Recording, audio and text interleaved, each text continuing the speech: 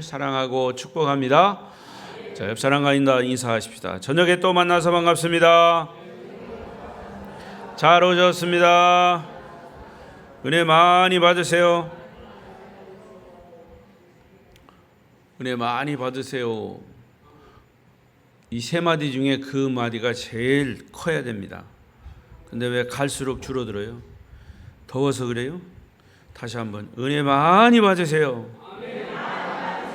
할렐루야. 사람들이요, 더우면 말하기도 싫고 옆 사람이 이 사람과 말하는 것도 막 짜증스럽고 막 그래요. 제가 그렇다는 게 아니고 사람들이 그렇다 그 말이에요. 오늘도 비대면 영상으로 예배하시는 분이 계시면 그 가운데 주의 은혜가 함께 하시길 바랍니다. 자, 오늘 말씀의 주제는 십자가 주변에 있는 사람들. 시작. 십자가 주변에 있는 사람들. 마태복음을 계속해서 수요일 저녁과 주일 저녁 전하고 있습니다. 우리는 지금까지 예수님의 십자가 못 박히시는 과정을 계속 묵상해 왔습니다.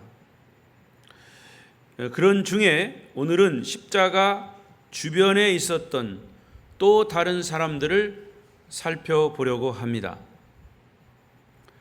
이 말씀을 우리가 나눌 때 여러 사람들이 있지만 좀 더 축약해서 세 부류의 사람들 보는데, 나는 그 사람들 중에 어떤 부류에 속하는 사람인가, 그거를 한번 여러분 스스로 진단해 보십시오. 나는 어떤 부류에 속하는 사람인가. 자, 첫 번째 부류, 첫 번째 사람은 아리마대 요셉입니다. 십자가 주변에 아리마대 요셉. 자, 57절 8절을 보겠습니다. 이런 사람으로 소개합니다. 시작. 저물었을 때에 아리마대 부자 요셉이라 하는 사람이 왔으니 그도 예수의 제자라. 빌라도에게 가서 예수의 시체를 달라 하니 이에 빌라도가 내주라 명령하거늘. 자, 예수님께서 이제 십자가에서 이미 운명하셨습니다. 그리고 난 후에 어디 숨어 있다가 나타난 사람처럼 그동안에는 이름이 없다가 예수님이 십자가에 운명하신 후에 이 사람이 나타났습니다. 이 사람은 예수님의 시신을 돌 무덤에 장사한 아리마대 요셉입니다. 다른 복음서 마가복음이나 누가복음에 의하면 같은 장면을 보면 아리마대 요셉을 이렇게 소개합니다. 그는 공회원이었고 하나님 나라를 기다리는 사람이고 선하고 의로운 요셉이다, 이렇게 소개합니다. 거듭 말씀드리지만 공회원은 우리나라로 말하면 국회의원 정도의 지위를 가진 사람이에요. 그 당시에는 70명의 공회원이 있었습니다. 그 중에 한 사람이에요. 지위가 대단히 높은 사람이죠. 또 하나님 나라를 기다리는 사람이에요. 하나님의 사람이라 그럽니다. 또 다른 곳에는 그를 예수의 제자라 그렇게 해요. 12제자는 아니지만 예수님을 따르는 제자다. 선하고 의로운 요셉이라고 소개합니다. 특히 누가복음 23장 51절 괄호 안에 그를 소개하고 있는데 아주 중요한 부분을 소개하고 있습니다. 자, 성경을 일부러 찾아보겠습니다. 누가복음 23장. 가만히 있으면 졸음 오니까 성경을 막 찾아봐야 돼요. 누가복음 23장 51절. 마태, 마가, 누가 23장 51절 찾았습니까? 제가 가진 성경은 139쪽. 옆에 못 찾는 사람이 있으면 찾아줘요. 자기만 딱 찾아놓고 가만히 있지 말고. 누가복음 23장 51절 찾았습니까? 괄호 안에 요셉을 이렇게 설명합니다. 시작. 그들의 결의와 행사에 참석하지 아니한 자라. 다시 50절부터 시작. 공회 의원으로 선하고 의로운 요셉이라 하는 사람이 있으니 그들의 결의와 행사에 찬성하지 아니한 자라. 그는 유대인의 동네 아리마대 사람이요 하나님의 나라를 기다리는 자라. 할렐루야. 자, 다시 마태복음 27장을 찾아 놓으시고 저를 보겠습니다. 자, 왜 누가복음에서는 가로 안에 이런 표현을 써가면서 요셉을 소개했을까? 그들의 결의와 행사에 찬성하지 아니한 자다. 이 아리마대 요셉은 예수님이 사형 선고를 받을 때 모든 공회원들 중에 유일하게 예수님의 십자가 언도를 반대한 사람이에요. 그리고 마태복음에 의하면 그는 부자였고 예수의 제자였다고 오늘 본문에 말하고 있습니다. 그러니까 아리마대 요셉은 고위 공직자이며 굉장히 상류층에 속한 자로서 경제적인 재정 능력이 있고 권력도 있고 많은 사람들에게 존경받는 위치에 있는 사람이다 라고 말할 수 있어요. 그 당시에 부패하고 타락한 종교 지도자들, 하물며 종교 지도자들과는 전혀 다르게 경건하고 의로운 하나님의 사람이었음을 알 수 있습니다. 여러분, 다 그런 건 아니지만 일반적으로 고위 공직에 있는 사람들은 예수 믿기가 힘들어요. 교회 다니는 사람은 있죠. 그러나 진짜 예수의 사람으로 저 사람은 정말 예수 믿는 사람이다라고 인정하기가 어렵다고 말이에요. 왜냐? 높은 위치에 갈수록 아랫사람들이 상상하지 못하는 고민, 양심에 가책받을 만한 일들을 사실은 많이 해요. 여러분, 정치적으로 보세요. 말 안 하니까 그렇지. 내가 어느 당에 들어가면 예수 믿는 사람으로서, 교회 장로로서, 무슨 집사로서 직분을 가지고 어떤 당의 정책을 결정할 때 이거는 아니다 싶은 것도 많이 있다는 거예요. 그런데 어쩔 수 없이 그냥 반대하지 못하고 하는 거예요. 그들은 매일 중요한 결정을 해야 합니다. 그러나 항상 의로운 결정만 하는 것이 아닙니다. 자기의 자리, 자기의 위치를 지키려면 어떤 때는 불의한 결정을 해야 할 때도 있습니다. 그들의 결정은 모든 조직, 사회, 역사 앞에 아주 중요한 영향력을 끼치기 때문이죠. 그래서 남다른 고통과 고민을 많이 할 것으로 봅니다. 그런데 오늘 본문의 아리마대 요셉은 예수님을 반대하는 자들인 종교 지도자들이 정치 지도자들과 결탁해서 예수를 죽이려고 할 때 사형을 반대했던 유일한 공직자입니다. 여러분, 그게 쉽지 않아요. 많은 사람들이 다 동의하고 하는데도 자기 혼자 이건 아닙니다, 이렇게 하면 안 됩니다, 이거는 불의한 일입니다, 이렇게 주장한다는 거예요. 쉽지 않은 일이죠. 만약에 이것이 자기에게 불이익을 가져올 수 있어요. 자리에 대한 불이익, 어떤 경제적으로, 어떤 가정적으로 불이익이 올 수 있다는 거죠. 매우 힘든 결정을 혼자 외롭게 했지만 그러나 아주 당당하게 결정을 내린 겁니다. 더욱이 그는 돈이 많은 부자였다 그랬어요. 역시 다는 아니지만 돈 많은 부자들도 예수 믿기 힘들어요. 왜냐? 하나님보다 돈을 더 중요시하기 때문이죠.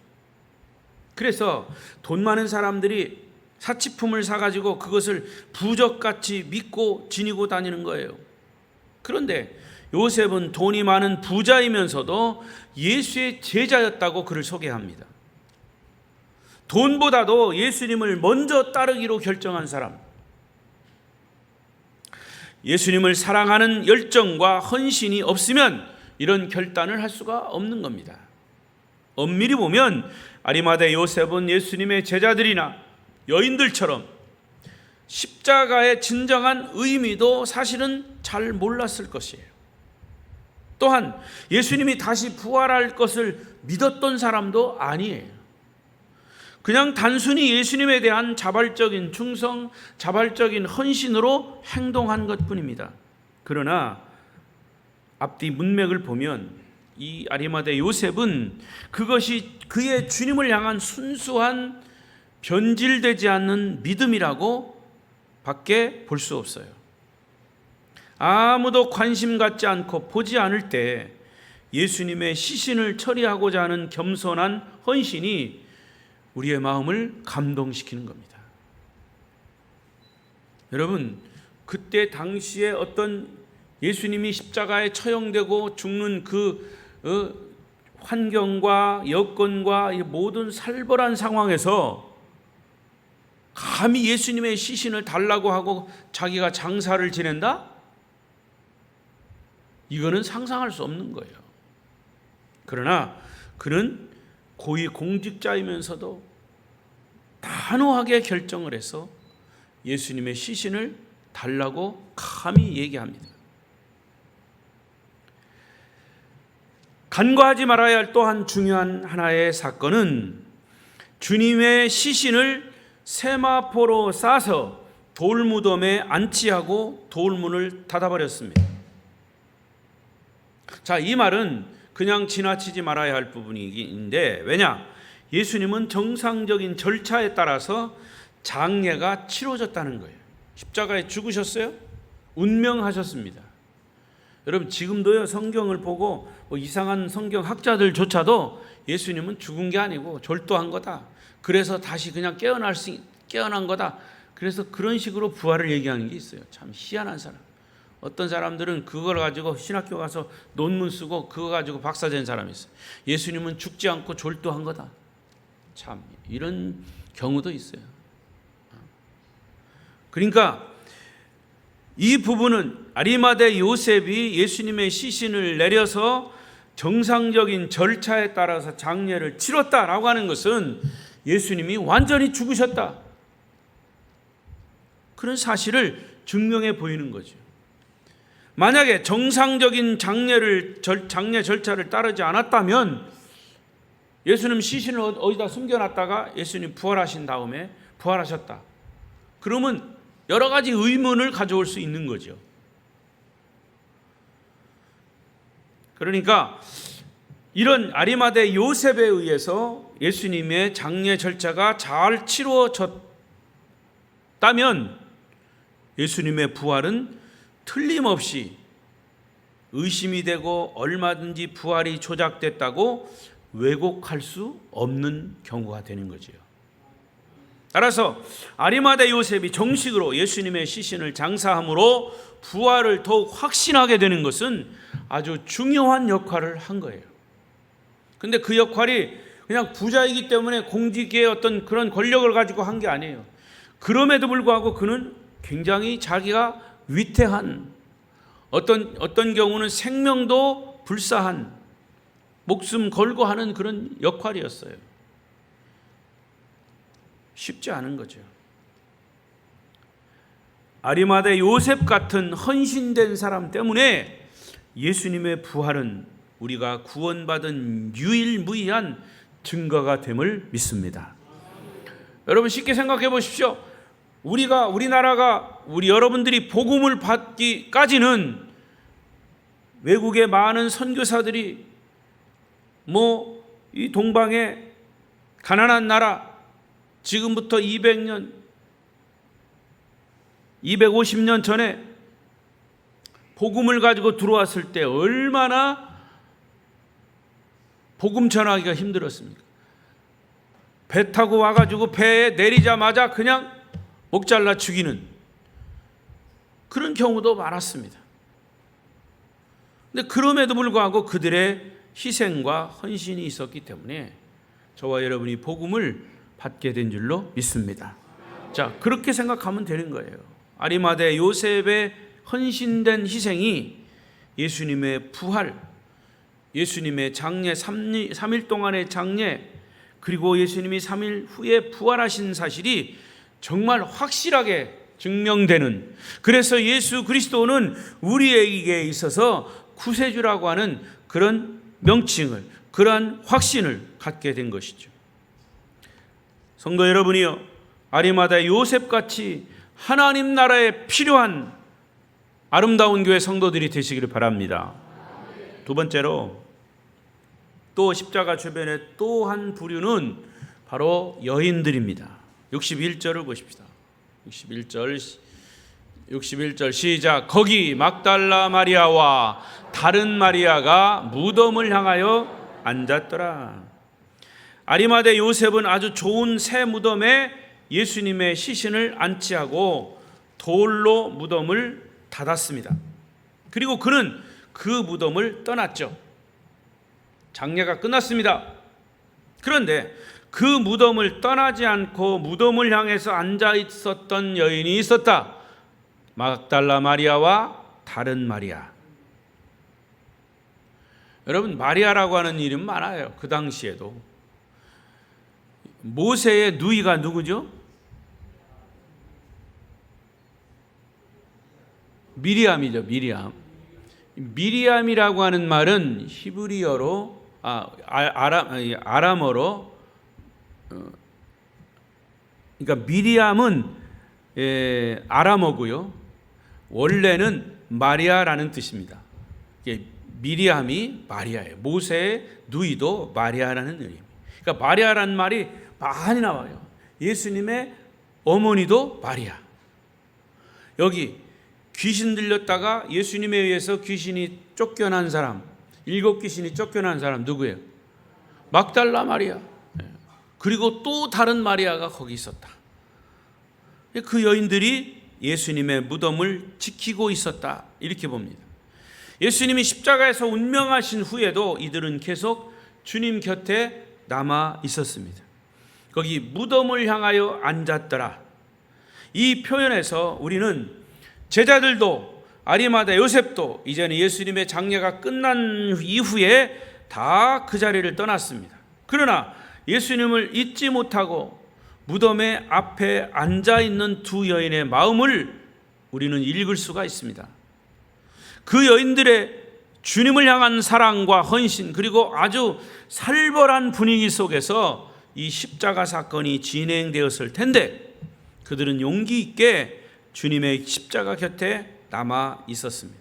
엄밀하게 말하면 이 여인들도 예수님의 부활을 믿었다고 하는 표현은 성경에 아무리 찾아봐도 없어요. 그들은 마냥 주님을 사랑했던 사람들일 뿐입니다. 아무런 능력, 아무런 기적도 보여주지 않는, 어떻게 보면 십자가 상에서 운명하시는 그 예수님, 그냥 힘없이 하나님의 아들 예수 그리스도 메시아임에도 불구하고 십자가에서 힘없이 죽어가는 그 모습을 보았던 여인들입니다. 웬만한 사람 같으면요, 우리가 따랐던 예수님 별 볼 일 없구나, 저렇게 힘없이 죽어가는구나 하고 그냥 벌써 떠났을 겁니다. 요즘도 그런 사람 많아요. 교회 나와서 교회 가면 병도 난대야, 교회 가면 뭐 좋은 일이 있대야, 복 받는데야, 그래 교회 나왔어. 몇 번 나오고 보니까 별 볼 일 없네. 오히려 교회 나오고 더 그냥 일이 안 돼야. 그리고 교회를 떠나는 사람들 많아요. 근데 그런 사람은 그렇다 하더라도 복음을 접하고 복음을 듣고 예수 그리스도의 말씀을 듣고 이렇게 무슨 성령의 역사도 체험하고 했던 사람도 쉽게 세상으로 가고 예수를 포기해서 떠나는 사람들도 많아요. 그런 거에 비하면 오늘 십자가 앞에서 예수님이 힘없이 죽은 것처럼 보이는 그 십자가 앞에 그대로 남아있는 이 여인들, 어떤 능력도 발휘하지 못하는 힘없는 예수님을 끝까지 따르는 여인들의 마음이 진정한 믿음이 아닐까. 여러분, 믿음은요, 내가 가진 지식, 내가 가진 경험, 내가 가진 감정을 내려놓고 오직 주님만을, 따라하십시다, 오직 주님만을 오직 주님만을 사랑하고 주님만을 변함없이 따르는 것이 믿음입니다. 대부분의 사람들은 큰 일이 있으면 열심히 막 믿음 좋은 것처럼 얘기합니다. 일합니다. 그런데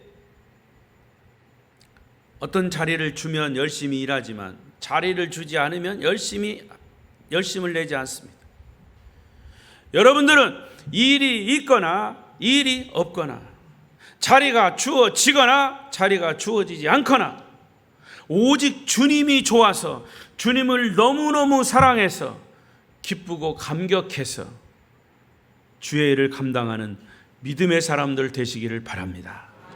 그런 의미에서 주님의 일보다 중요한 것은 주님과의 사랑의 관계입니다. 따라하십시다. 주님의 일보다 중요한 것은 뭐다? 사랑의 관계다. 사랑의 관계. 제가 말씀드렸죠. 아버지가 주는 아이스크림, 애들은 그거 좋아해요. 그런데 그 아이스크림 아버지가 한 입 달라니까 안 줘! 그러는 거예요. 그거 누가 줬어? 아버지가 줬는데 그거 한 입 주면 먹지도 않아. 한번 달라고 해본 거예요. 근데 저는 먹어요. 더 크게 벼먹어. 더 크게 벼먹어 가서 어릴 때 애들이 막 운 적도 있어. 그러면 더 큰 거 사다 줘. 그러면 또 울음이 또 그쳐. 근데 그 모습이 내 모습이더라. 하나님이 주시는 축복은 좋아해. 축복은 좋아해. 근데 그 축복을 누가 주었는지 까먹을 때가 있어. 왜? 복에 눈이 어두워가지고. 그래서 그 복이 없으면 하나님도 안 보이고 하나님을 떠나버리는 거야. 중요한 것은 어떤 일보다 어떤 축복보다 주님과의 사랑의 관계가 더 중요합니다. 주님을 정말 사랑하기 때문에 주님의 일이 기쁘고 즐거운 거죠. 일 때문에 주님을 사랑하는 것은 그 일이 있거나 없거나 언제든지 변질될 수 있어요. 일이 싫어지면 자연스럽게 주님도 멀어지는 거예요. 왜? 일을 하는 것 때문에.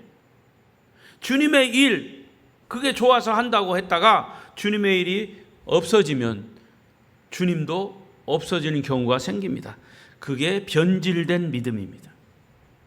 이 여인들의 믿음은 무슨 일이 있어서가 아니라 주님이 너무 사랑하기 때문에, 주님을 너무 사랑하기 때문에, 주님께 빚진 것이 너무 많기 때문에 그냥 눈물만 흘리고 생각하고 또 생각하면서 무덤을 향해 앉아 있는 거죠.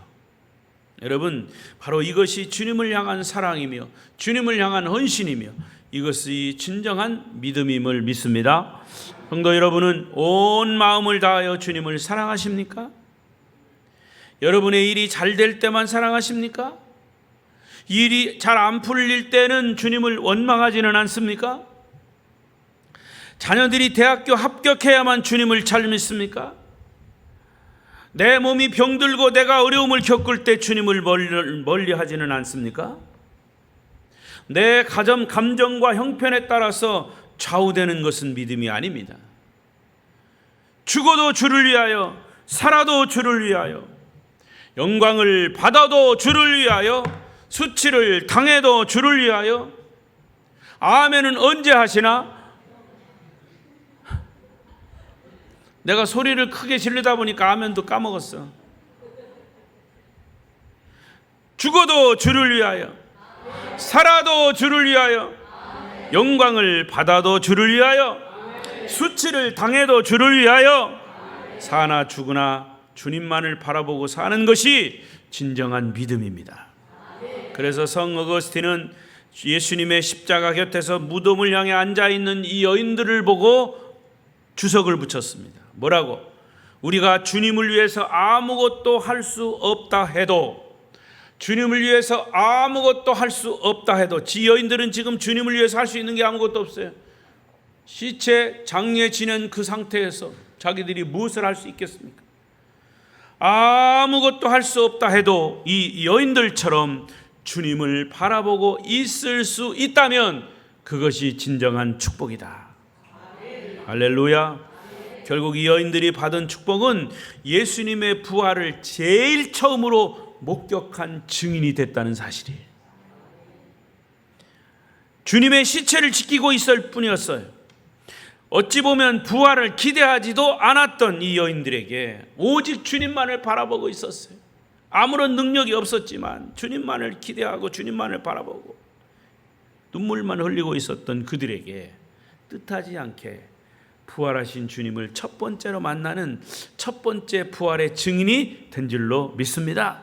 그래서 믿음의 후손들이 부활을 얘기할 때마다 성경에 보세요. 이 여인들의 이름이 부활의 증인으로 계속 등장합니다. 부활의 첫 번째 증인, 이 여인들, 막달라 마리아, 또 다른 여인들. 부활을 할 때마다, 부활절 할 때마다, 목사가 부활 얘기할 때마다 이 여인들의 이야기가 나오는 거예요. 예수님을 재판한 이야기를 할 때마다 재판 잘못한 누가 나와? 빌라도가 나오는 것처럼. 예수님을 배신한 가룟 유다가 예수님을 팔아버린 사람으로 나오는 것처럼 부활을 얘기할 때마다 이 여인들의 첫 번째 증인으로 등장을 하는 것이 어찌 축복이 아니겠습니까? 여러분, 진정한 믿음은 주님과의 친밀한 관계를 가졌느냐로 판가름하는 것입니다. 주님과 개인적인 친밀한 관계를 가짐으로 변함없는 믿음의 성도들 되시기를 바랍니다.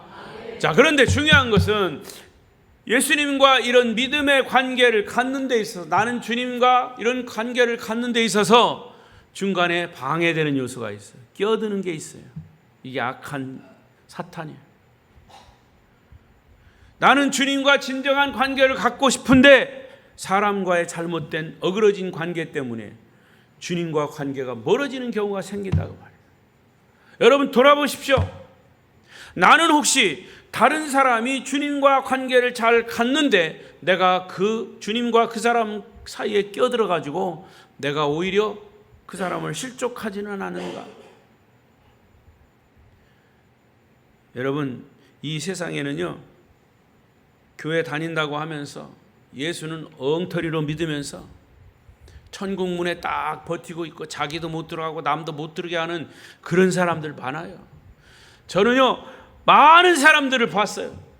교회 중직자라고 하는 사람들조차도 예수를 믿는 건지, 교회가 우상인 건지, 돈이 우상인 건지, 지위가 우상인 건지는 몰라도 다른 사람들 예수 못 믿게 하고, 다른 사람들 열심히 하려고 하는데 못하게 하고, 자기가 교회 주인인 양 버티고 있다가 자기도 천국 못 가고 다른 사람들도 못 가게 천국 문 앞에서 버티고 있는 사람들 얼마나 많은지 몰라요.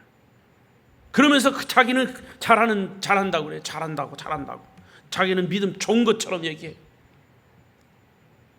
여러분, 진짜 정신병자는요, 자기가 정신병자라고 안 해요. 나는 정신병자라고 아니라고. 조심해야 합니다. 그러니까 항상 말씀을 통해서 나를 비춰봐야 돼요. 따라하십시다. 말씀은 우리 마음의 거울이다. 말씀을 자꾸 비춰봐야 돼. 나는 다른 사람을 실족하는 사람이 아닌가? 다른 사람, 주님과의 관계 속에서 잘 갖고자 하는 주님과의 관계를 나는 중간에 껴들어 가지고 그 사람이 주님과 관계를 내가 깨트리는 사람은 아닌가? 자, 마지막 세 번째로 십자가 주변에 또 다른 사람들이 있어요. 바로 이 대제사장과 바리새인들과 같은 사람이 바로 십자가 주변에서 다른 사람도 천국 못 가게 하고 자기들도 천국 못 가게 하는 사람, 부류의 사람들이. 62절 4절까지 읽어보겠습니다. 시작.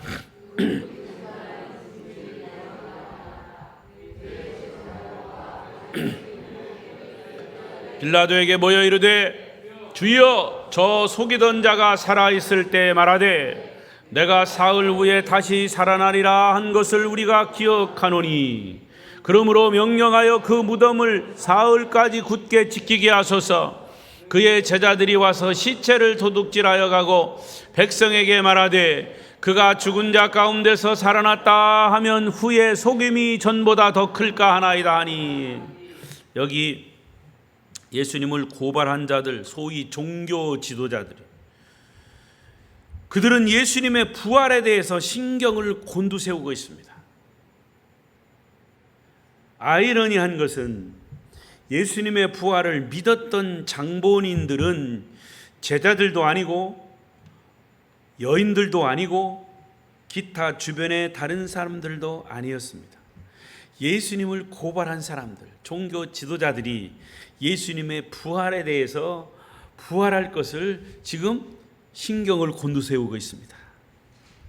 오히려 예수님을 고발하고 죽이고자 했던 대제사장 바리새인들, 여기 하나님의 놀라운 역설이 있습니다. 그들은 예수님이 진짜 부활할 것인가에 대해서 엄청난 관심을 가지고 있습니다. 그래서 빌라도 총독에게 찾아가서 뭐라고 그래요? 예수님의 무덤에 대해서 특별 경계령을 내려주십시오 부탁합니다. 그들에겐 예수님이 부활하면 어떻게, 이게 불안해서 어떻게 사나, 만약에 예수님이 부활한다 하신다면 그들이 고발한 것도 잘못된 것이고 종교 지도자들에 대한 신뢰 땅에 떨어지는 거죠. 그들의 명예, 그들의 권력 하루아침에 물거품이 되는 거예요. 그런 공포감과 두려움으로 그들은 잠을 이룰 수가 없습니다.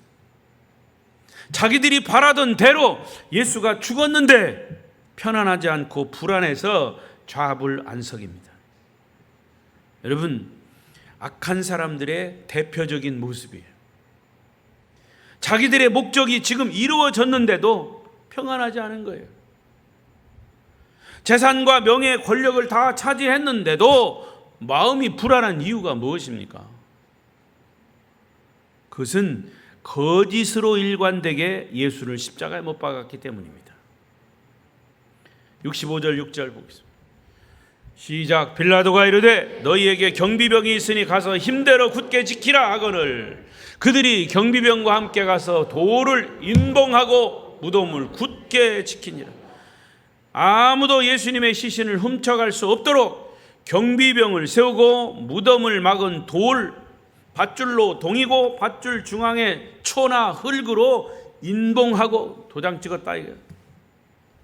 누구든지 돌문을 열면 그 인봉을 뜯어야 하기 때문에 열 수 없는 안전장치를 해놓은 거예요. 여러분이 봐도 주님의 무덤은 누구라도 만지지 못하게 아주 철저하게 만들어 놓았어요. 이제 예수님은 그 시신이 되셔서 무덤에 갇혀 계십니다. 십자가에서 운명하신 후 예수님은 다음과 같은 모습으로 계시죠? 무덤에 그 시신이 갇혀 있는 모습. 이제 진짜 예수님이 육신의 목숨은 끊어져서 안식하고 계신 거예요. 시체로, 시신으로 안식하고 계신 거예요. 졸도한 게 아니라 그 말이에요. 네? 두 번째는 이 안식은 영원한 안식이 아니라 부활로 다시 나타나시는 예수 그리스도이심을 믿습니다.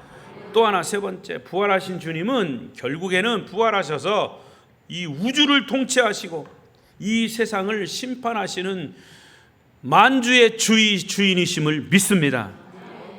여러분은 다시 한번 이 예수님이 우리의 구세주이심을 믿으십니까? 믿으십니까? 믿으십니까? 졸다가도 믿으십니까? 하면 아멘 큰 소리를 해요. 믿으십니까? 할렐루야. 이제 설교 끝났습니다. 제가 어느 땐가도 이 시를 한번 읊은 적이 있어요. 부활에 대한 얘기. 서정주 시인 아시죠? 국화 옆에서 한 송이의 국화꽃을 피우기 위해 봄부터 소쩍새는 그렇게 울었나 보다. 한 송이의 국화꽃을 피우기 위해 천둥은 먹구름 속에서 그렇게 울었나 보다. 결국 한 송이의 국화꽃이 피는 것은 우리나라의 해방이었죠. 모란이 피기까지에는 그 다음에 뭡니까? 강진에 살면 그 정도는 알아야죠. 맨날 가서 봐도 나 잘 잊어버리겠네. 모란이 피는 것은 이 나라의 해방을 얘기하는 거죠. 자, 아무튼 제가 그걸 얘기하려고 한 게 아니라 한 송이 국화꽃을 피우기 위해 봄부터 소쩍새가 울어대고 천둥이 먹구름 속에서 울어대던 것처럼 예수 그리스도의 부활의 영광의 꽃을 피우기 위해 예수님은 십자가에 엄청난 고통을 당하셨나 보다. 예수님의 육체는 이미 죽었습니다. 그러나 영원히 죽지 않고 부활하십니다. 아니, 부활하셨습니다. 예수님의 시신은 무덤에서 침묵하고 계십니다. 그러나 그 주님의 침묵은 영원한 침묵이 아니라 부활을 위한 침묵입니다. 무덤 안에는 절망밖에 없습니다. 그러나 그 절망은, 예수님의 그 무덤 안의 절망은 영원한 절망이 아니라 소망을 위한, 희망을 위한 절망임을 믿습니다. 무덤은 칠흑 같은 어두움이 있습니다. 그러나 그 어두움은 새벽을 기다리는 어두움입니다. 성도 여러분이요, 예수님은 무덤에 계시지만 결코 무덤에 갇혀 계시지 않고 3일 동안 안식하신 후에 곧 부활하셨습니다. 부활하셨습니다. 저와 여러분은 지금까지 무엇을 믿어왔습니까? 십자가 앞에서 그냥 울부짖는 것으로 끝나지 말아야 합니다. 십자가는 나의 죄를 같이 십자가의 주님과 함께 죽는 거죠. 그러나 그 십자가에서 머무르지 않고 십자가 이후에 부활을 보아야 합니다. 부활을 믿어야 합니다. 그래서 십자가는 사실은 십자가에서 부활을 보는 게 아니라 부활에서 십자가를 봐야 이게 정상입니다. 왜냐? 부활이 없는 십자가는 없고 십자가 없는 부활은 없습니다. 이게 바로 복음입니다. 저와 여러분은 지금까지 무엇을 믿어왔습니까? 여러분의 구원을 무엇으로 증명할 수 있습니까? 그것은 예수님의 십자가의 대속과 부활하심이 저와 여러분의 구원을 증명하는 것입니다. 자, 누누이 강조해왔던 마지막 사도행전 17장 31절 큰 소리로 읽어요. 시작.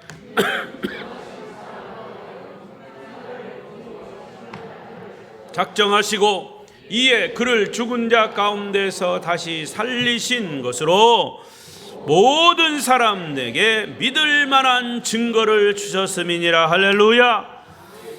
그를 죽은 자 가운데서 다시 살리신 부활로 모든 사람들에게 예수를 믿을 만한 증거를 주신 겁니다.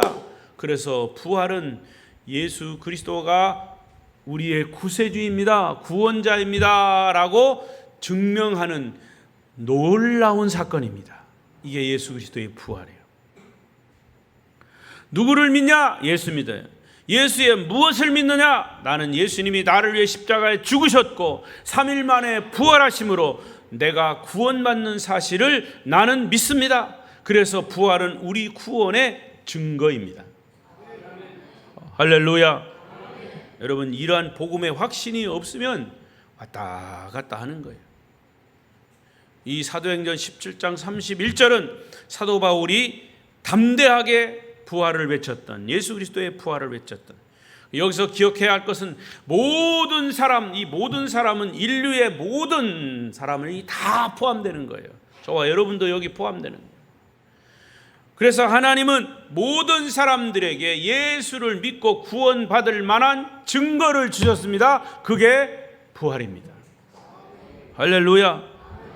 아무쪼록 예수님의 부활을 확신함으로, 이 복음을 확신함으로 예수 그리스도를 구세주로 믿고 그 확실한 증거를 가지고 증인으로서의 삶을 사시기를 축복합니다. 축복합니다. 기도하겠습니다. 통성으로 기도하겠습니다.